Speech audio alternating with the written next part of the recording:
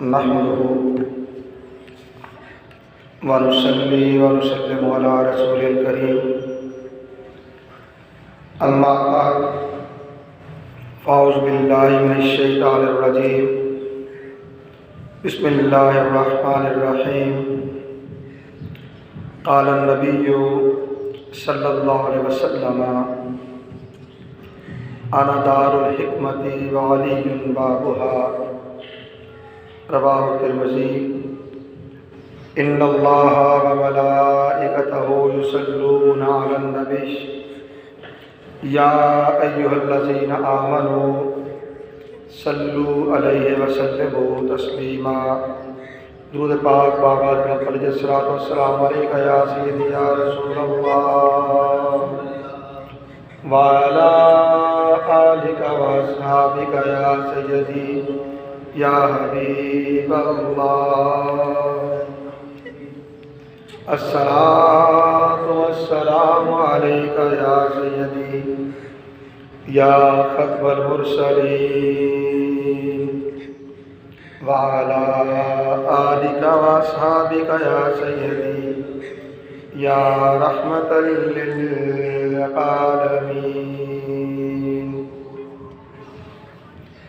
اللہ رب العزت کی حمد و ثنا اور اس کے پیارے حبیب حضور احمد مجتبیٰ محمد مصطفیٰ علیہ تحیت و ثنا کی بارگاہ بے کس پناہ میں ہدیہ درود و سلام کے بعد حاضرین و سامعین محترم، اللہ رب العزت کا بے پایہ فضل و احسان ہے جس کی توفیق سے ہم جمعہ مبارک کی ان بابرکت ساعتوں میں اللہ کے گھر میں حاضر ہیں۔ عنوان گفتگو کے طور پہ ترمذی شریف سے ایک حدیث مبارکہ آپ کی گوش گزار کی ہے، جس کے راوی حضرت علی المرتضیٰ شیر خدا رضی اللہ تعالیٰ عنہ خود ہے، اور یہ روایت بھی انہی کے مقام علمی کو بیان کرتی ہے۔ اپنی بات کو آگے بڑھانے سے پہلے یہ عرض کرنا بھی ضروری سمجھتا ہوں، ماہ رجب المرجب شریف ہے اور متفق روایت کے مطابق حضرت علی المرتضیٰ شیر خدا رضی اللہ تعالیٰ عنہ کی ولادت باسعادت اسی ماہ مقدس کی 13 تاریخ کو ہے، اور آپ کی ولادت کعبۃ اللہ کے اندر ہے، اور یہ شرف آپ کے سوا کسی اور کے حصے میں نہیں آیا۔ سو آج کی گفتگو حضرت علی المرتضیٰ رضی اللہ تعالیٰ عنہ کی بارگاہ میں ہی اپنی عقیدت اور محبت کے پھول نچھاور کرنے کے لیے آپ کے علمی مقام و مرتبہ کے حوالے سے کرنے جا رہا ہوں۔ رسول کونین صلی اللہ علیہ وسلم نے ارشاد فرمایا،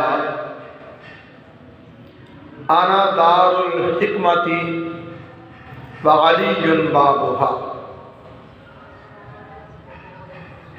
میں حکمت کا گھر ہوں،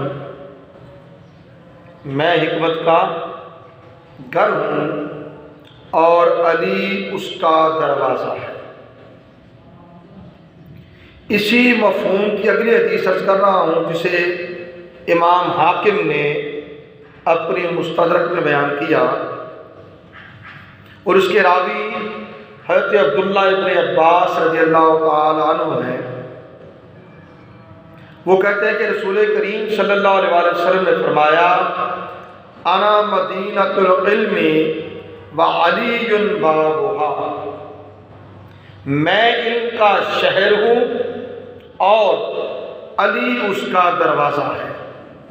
فمن اراد المدینہ فلیأت الباب، اور جو کوئی اس شہر میں داخل ہونا چاہتا ہے اسے چاہیے کہ وہ اس کے دروازے پر آئے۔ یہ شہر ہے علم کا، شہر ہے علم کا، اور اس کا دروازہ ہے علی المرتضیٰ۔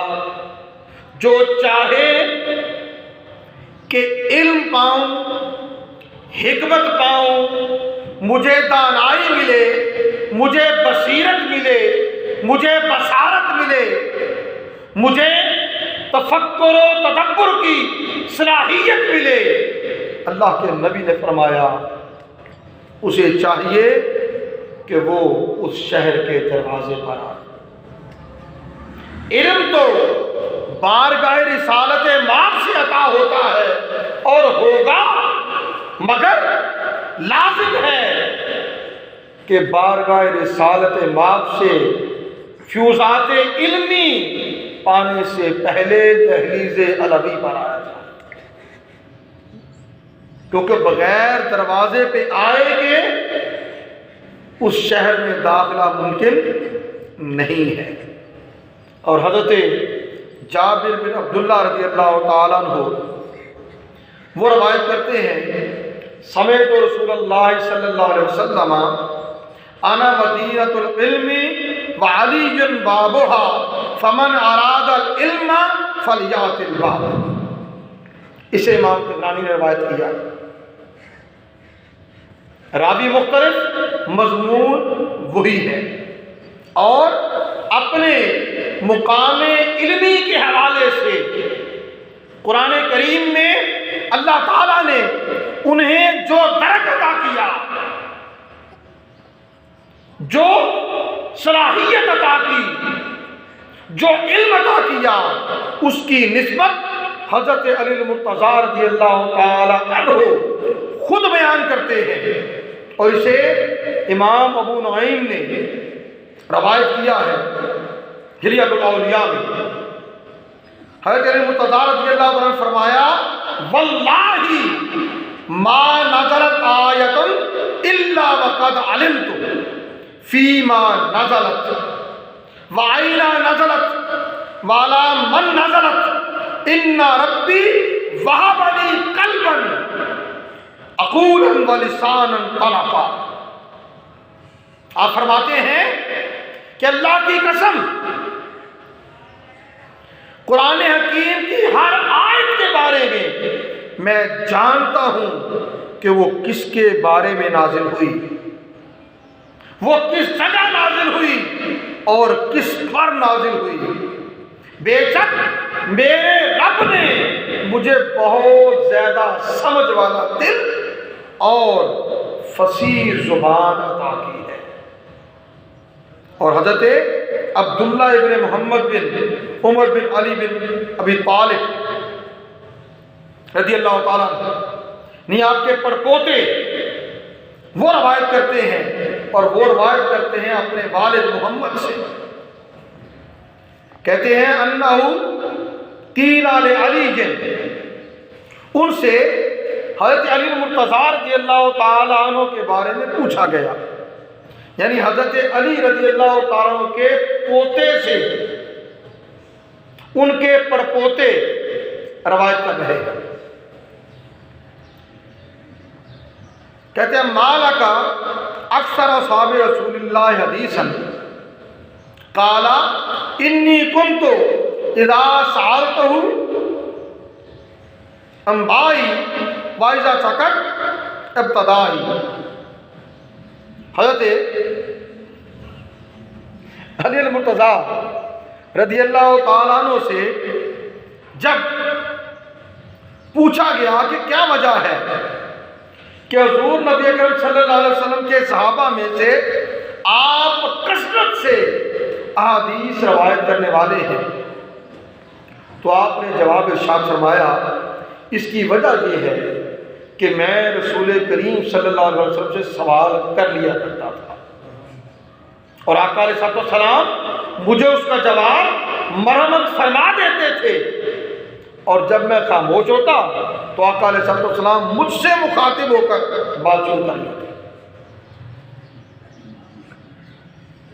پہلے پوچھ لیتے، آقا بیان فرما دیتے، خاموش ہو جاتے تو آقا علیہ السلام خود حضرت علی المرتضیٰ کو مخاطب ہو کر اپنی بات بیان فرمانا شروع کر دیتے۔ یہ سبب تھا کہ جس کی بنا پر حضرت علی المرتضیٰ رضی اللہ تعالی عنہ میں سب سے زیادہ احادیث نبوی روایت کی ہے۔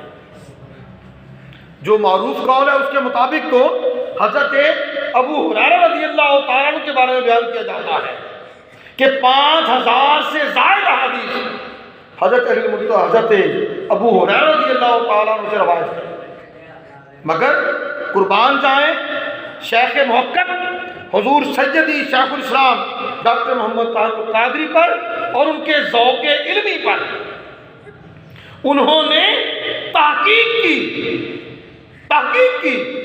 اور یہ نتیجہ اخذ کیا کہ 15000 احادیث ہیں جو حضرت مولا کائنات علی المرتضیٰ رضی اللہ عنہ سے روایت کی گئی، اور اس طرح آپ تمام اصحاب رسول میں سب سے زیادہ احادیث روایت کرنے والے بنے۔ اور سبب کیا ہے؟ میں پوچھ لیتا تھا، آقا بیان فرما دیتے تھے، آقا بیان فرما کے خاموش ہوتے، میں خاموش ہوتا، آقا فرما چکے ہوتے، میں خاموش ہوتا تو آقا پھر مجھ سے بات شروع کر دیتے۔ سو جس قدر صحبت مصطفیٰ ملی اسی قدر آقا کی بارگاہ سے فیوزات علمی پانے والا ہو گیا۔ نالو سیاد سردی مصبید گواوے اشار مصباد۔ جی تو میں عرض کر رہا تھا یہ مقام حاصل ہوا، وہ کیوں نہ ہوتا، یہ مقام کیوں نہ حاصل ہوتا۔ آقا علیہ السلام کی عمر مبارک 28 برس ہے، 28 برس۔ جب حضرت علی المرتضیٰ رضی اللہ تعالی عنہ رسول کونین صلی اللہ علیہ وسلم کے چچا حضرت ابو طالب کے گھر فاطمہ بنت اسد رضی اللہ تعالی عنہ کے وطن سے پیدا ہوتے ہیں، آقا علیہ السلام اپنی زبان مبارک چسوا کر گھٹی دیتے ہیں اور علی المرتضیٰ تب تک آنکھیں نہیں کھولتے جب تک آقا علیہ السلام اٹھا کے انہیں اپنی گود میں نہیں لے لیتے۔ جب پوچھا گیا کیا علی تم نے ایسا کیوں کیا؟ عرض کیا یا رسول اللہ صلی اللہ علیہ وسلم میں چاہتا تھا کہ میری آنکھیں جب کھلے سامنے آپ کا چہرہ، سو میں نے آنکھیں نہ کھولی۔ اب ایک اور روایت ذہن میں آ گئی، وہ بھی عرض کرتا ہوں۔ حضرت فاطمہ بنت اسد حضرت علی مرتضیٰ رضی اللہ عنہ کی والدہ ماجدہ، آپ کی چچی لگتی تھی صلی اللہ علیہ وسلم۔ آقا علیہ السلام جب بھی حضرت ابو طالب کے گھر داخل ہوتے، تشریف لاتے، اعلان نبوت ابھی نہیں کیا، یہ بتا دوں اس وقت آقا کی عمر 28 برس تھی، اعلان 40 سال کی عمر میں فرمایا۔ تو آپ کی چچی حضرت فاطمہ بنت اسد وہ کھڑی ہو جاتی اور اس وقت وہ حضرت علی المرتضیٰ کے حمل سے تھی۔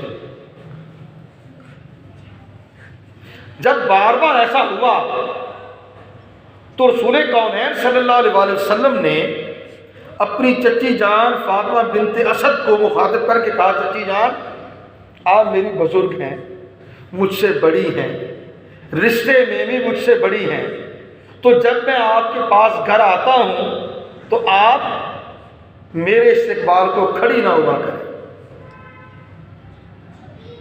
میرے استقبال کو کھڑی نہ ہوا کریں۔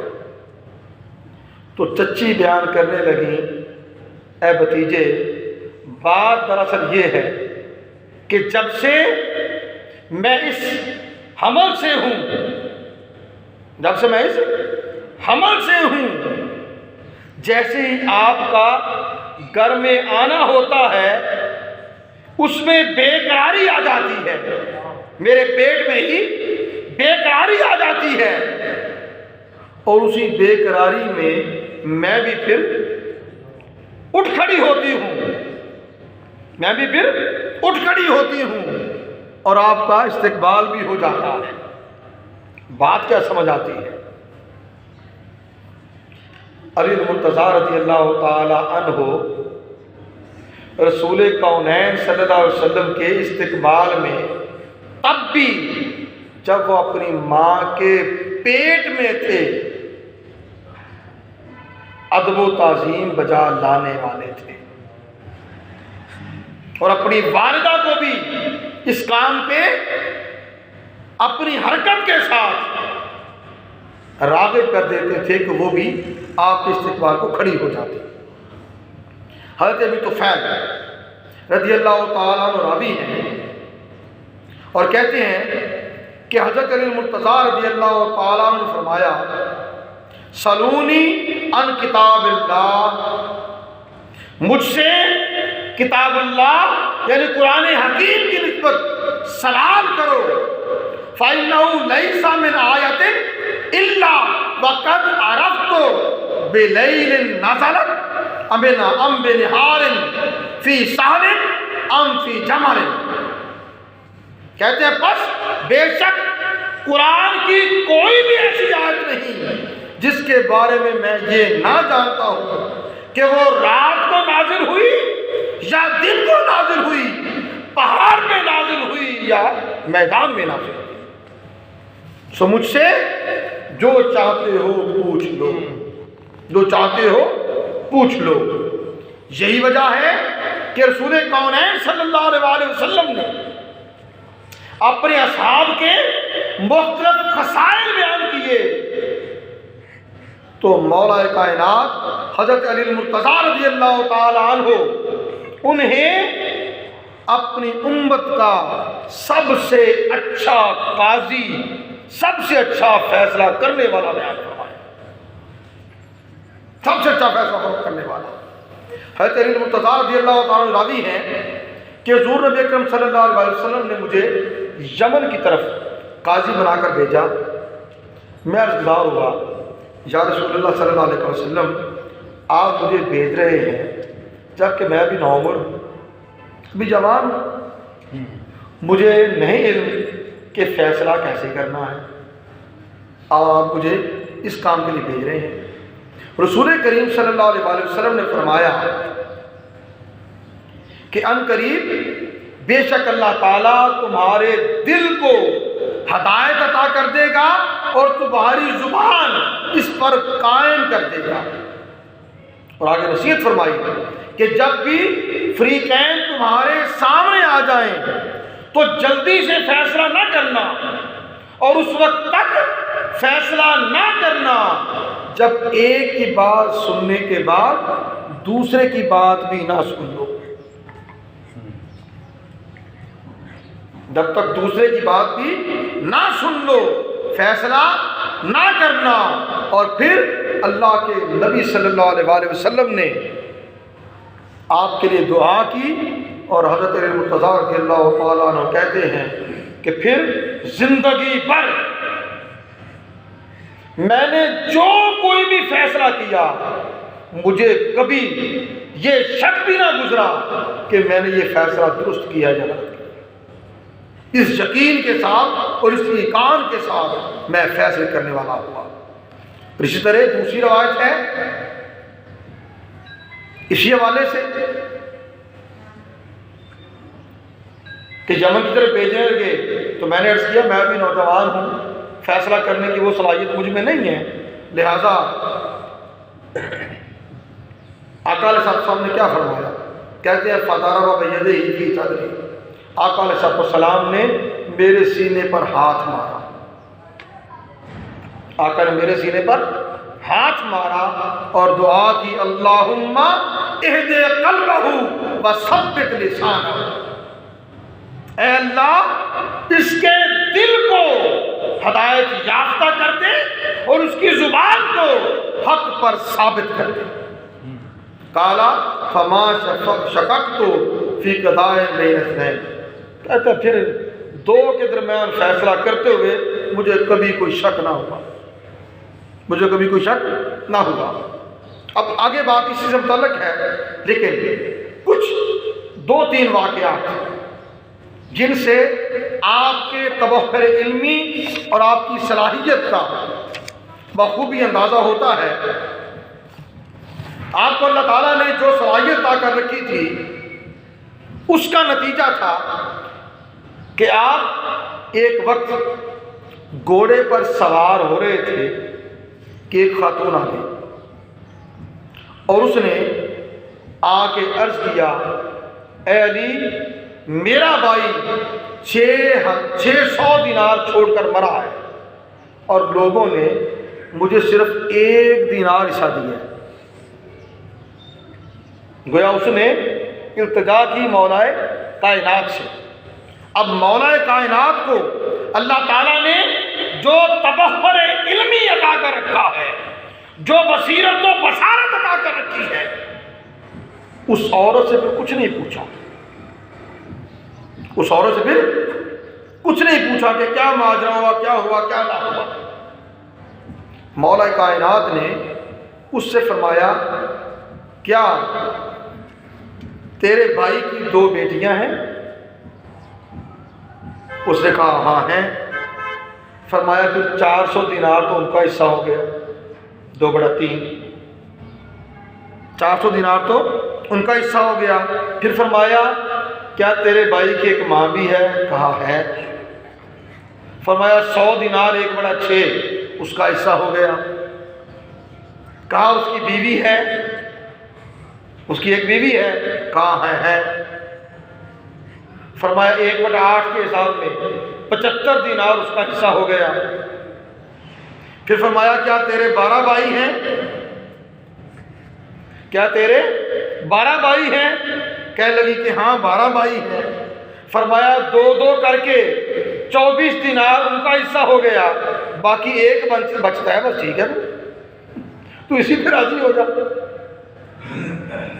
تو اسی پہ راضی ہو جا، ٹھیک ہو گیا۔ پھر ایسا ہی ایک معاملہ اور آ گیا، 3 دوست، 2 دوست چلے کرنے کو لمبی بات چھوڑ دیتے ہیں، 2 لوگ بیٹھے ہیں اور کھانا کھانے لگے۔ ایک کے پاس ہے 5 روٹیاں، دوسرے کے پاس ہے 3 روٹیاں۔ وہ کھانا کھانے لگے، ایک تیسرا شخص بھی آ گیا، وہ بھی ساتھ کھانے میں شریک ہو گیا، وہ بھی ساتھ کھانے میں شریک ہو گیا۔ کھانا کھا چکے تو وہ جو تیسرا شخص آیا تھا اس نے 8 درہم ان کو دے دیے کہ یہ لو بھائی، اور چلا گیا۔ 8 درہم دیا اور چلا گیا۔ اب وہ جس کی 5 روٹیاں تھیں اس نے کہا 5 چونکہ میری 5 روٹیاں تھیں سو 5 درہم میں رکھ لیتا ہوں، تمہاری 3 روٹیاں 3 تم لے لو۔ اس نے کہا نہیں، یہ تو فیصلہ غلط ہے، ایسے نہیں ہوگا۔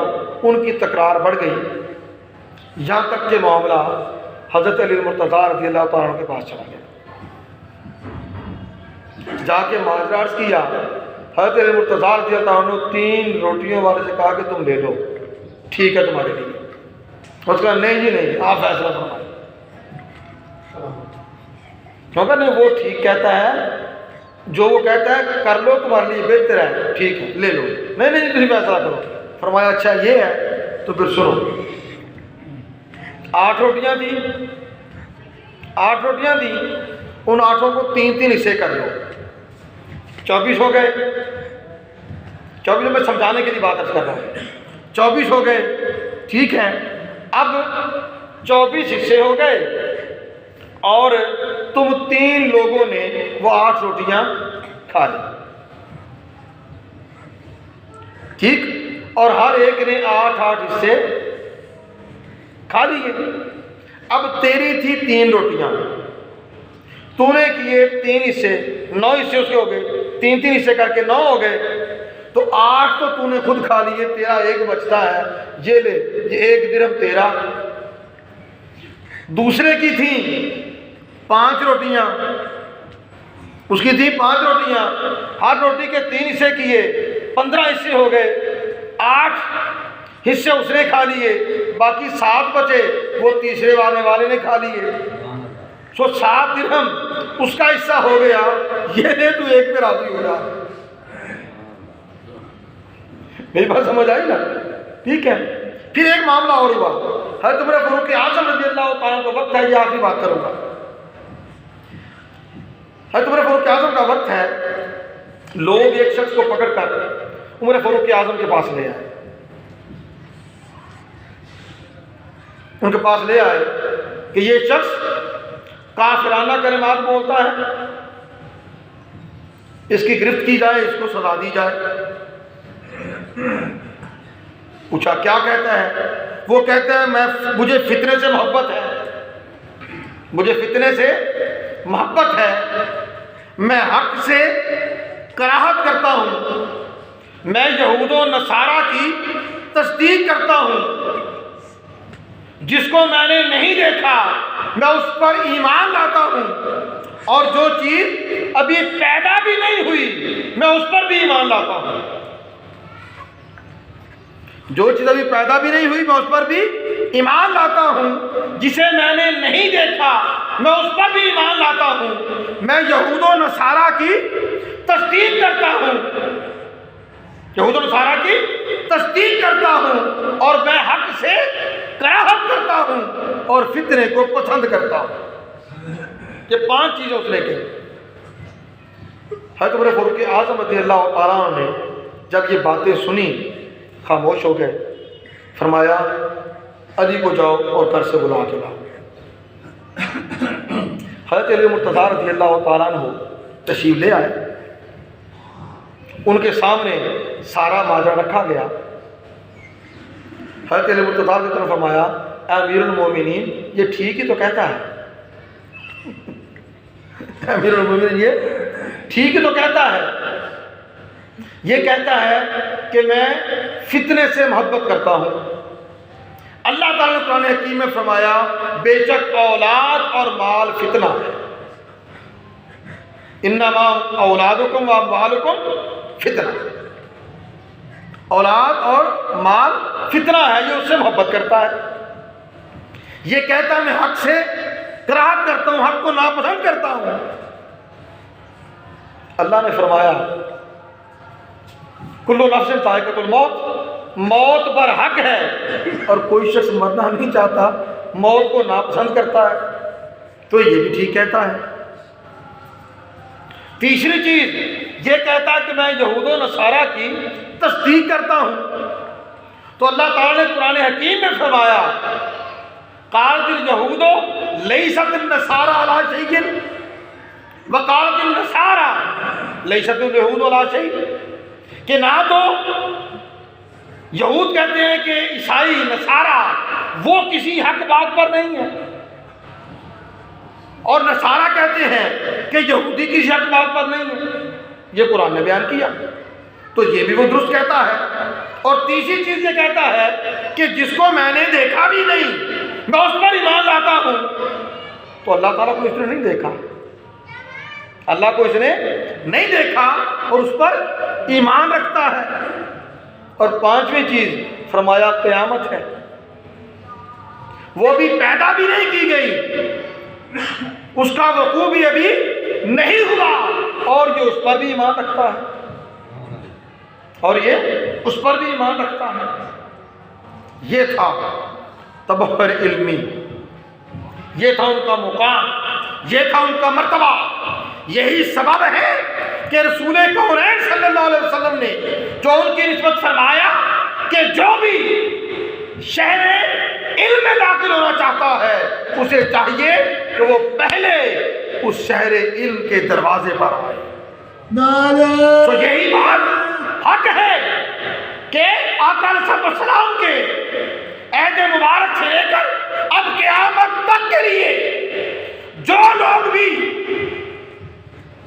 علم کا وصف اپنے اندر پیدا کرنا چاہیں گے، علم کا شوق پیدا کرنا چاہیں گے، علم کے طالب ہوں گے اور چاہیں گے کہ بارگاہ رسالت پاک صلی اللہ علیہ وسلم سے فیوزات علمی مجھے عطا کیے جائیں، وہ پہلے دہلیز مدینۃ العلم مولا کائنات کی دہلیز پر جھکنے والا ہوگا، دامن بچھانے والا ہوگا تو علم کی خیرات پانے والا ہوگا۔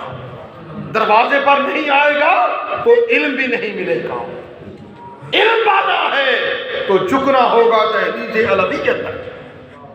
اللہ تعالیٰ مولا کائنات مولا علی المرتضیٰ شیر خدا رضی اللہ تعالیٰ عنہ کے فیوزات علمی سے، فیوزات شجاعت سے، فیوزات علم سے، فیوزات صبر سے، فیوزات عفو سے، فیوزات سخا سے اور وہ تمام صفات جو رب قدوس نے مولا کائنات کو عطا کر رکھی تھی اس کی خیرات سے ہمارے دامن میں بھی کوئی چھینٹے عطا فرمائے، کچھ ذرے عطا فرمائے تاکہ ہم بھی اس خیرات سے کچھ پا کر اللہ کے دین کی نسبت، اللہ کے دین کی خدمت کی نسبت کچھ اپنا حصہ ڈالنے والے۔ وما علینا الا البلاغ۔